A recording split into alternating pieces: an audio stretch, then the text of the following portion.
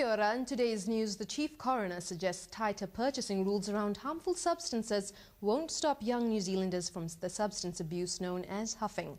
A Christchurch teen died on the weekend after inhaling butane. Judge Neil McLean says the products can be found in most households, so limiting their availability isn't the answer.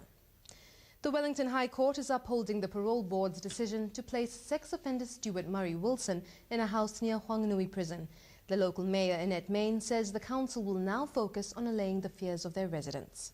We have to begin again to actually start making sure that these conditions that they've put in place actually work. I am concerned that these restrictions may be not so great. Politicians will be exercising conscience votes on two big issues this week. One is the alcohol reform bill, with a big focus on the purchase age. The other conscience vote is for the first reading of the marriage amendment bill, which proposes to redefine marriage. The Maori Party expects discussions over water rights to take a long time. Peter Sharples and Te Ururoa Flavel met with the Prime Minister and other officials today, and Dr. Sharples wants the government to acknowledge the Waitangi Tribunal report and find a way forward that suits everyone. We took pains to point out to the Prime Minister how important this was and the fact that there is a claim there of a treaty breach.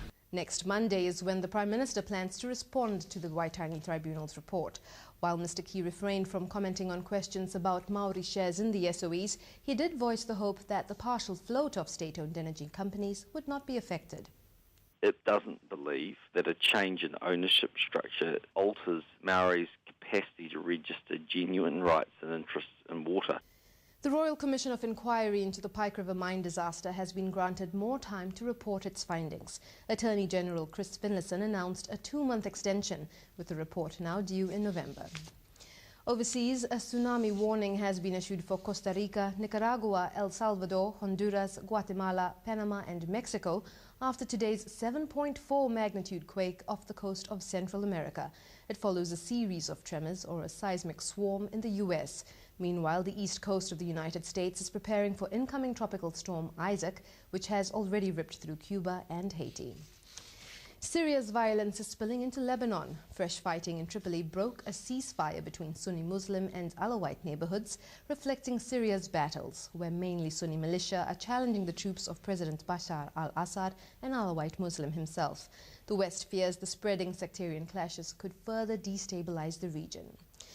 To Iran, representatives of nearly 120 nations, including dozens of heads of state, have convened in Tehran for a meeting of the non-aligned movement. The summit provides Iran with a break from international isolation over its disputed nuclear program. At the opening ceremony yesterday, Iran's foreign minister called for NAM leaders to stand against Western sanctions.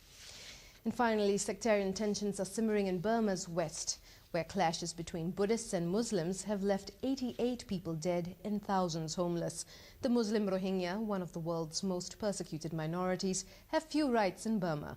However, President Thein Sein insists discrimination is not to blame for the tensions. And finally, North Shore schoolgirl Lydia Ko has made golfing history. She has become the LPGA Tour's youngest ever winner, taking out the Canadian Open today. Her coach told Alan Lee that it's well-deserved. It's a lot of fine-tuning and a lot of work and a lot of golf balls. It's just got better and better and better, and for an amateur at 15 to win it is unheard of. Yeah, this is as good as it gets. Ka nui ngā karere mātua, mai te whare kōrero o rima, mōri ora.